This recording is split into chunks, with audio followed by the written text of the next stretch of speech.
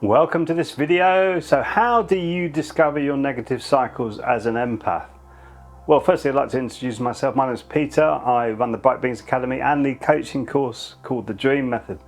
So how do you find your negative cycles? Well, really, you have to start to be more diligent with your life. You have to really start to focus on what's happening.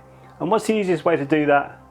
Journaling. I know, me. Journaling, never. And when I started to do it, what happened? Well, amazing things happened.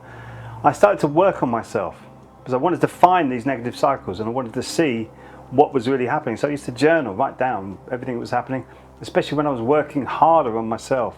I used to write down, I'd take online courses and write down, okay, this happened today, this happened today, this happened today. And then I'd go back to those notes. Could be a week later, could be a year later, could be 5 years later. I've gone back to some of my notes for 5 years ago and you go, wow, I didn't used to think like this. And then you realize that your transformational journey is growing and it gives you that sense that you can go further. And it gives you that sense that you can see things more. So you have that now, that greater insight into life where you can see these negative cycles coming around, and they won't always be the same people, the same players. It might be a completely different scenario, but the same emotion or feeling or trigger will come up and you'll see, oh yeah, this has happened before. What did I do before? I exploded in an emotional fit of madness, and you really started to attack them. I call it the highly sensitive machine gun, where you get the machine gun out and you go and you pummel everything that you've got against them, at them. And how does that make you feel? Makes you feel awful, right? Oh, did I really want to do that? Is that satisfied anything inside of me? No. If you're a true empath or a true highly sensitive person, it doesn't. It makes you feel rotten because you think, well, and then I've got to show them more, and then I've got to show them, and you get these urges inside of you to try and ease this outrage inside of you, to try and appease what's happened to you. If somebody's crossed you or slighted you or demeaned you, yes. So you've got to really think about how that happened, why it happened, why has that cycle come up, why if it was Lorraine happened over there one time and then Derek the other time, and it's the same kind of scenario where you reacted in the same way. What is that cycle teaching you? So you write it down. Oh, I did this, I reacted like this, and then you sit there and you contemplate it.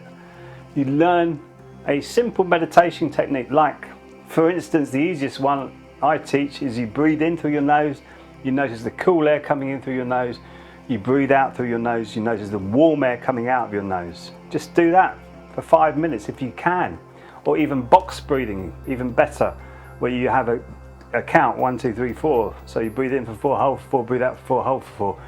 You can tell I've said that many times, but you sit there and you do your breathing exercises and contemplate on what's happened. Contemplate it. Think, okay, this cycle's happened again. What are the commonalities of that one to this one? And then you realize, and what was my reaction? And why was my reaction like that? So you're starting to scan your subconscious mind, why your reactions were like that. So this is the way to recognize, discover, I call it in the Dream Method, it's the D in the Dream Method.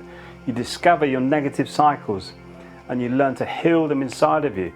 So in the subconscious mind, if you think about the subconscious mind, now neuroscientists are saying it's actually in the body. If you think about the body, like 70 to 80% water, right? And that water holds a memory. So Dr. Emoto's research, and that's been taken on by the HeartMath as well, HeartMath Institute, shows you that water holds memory.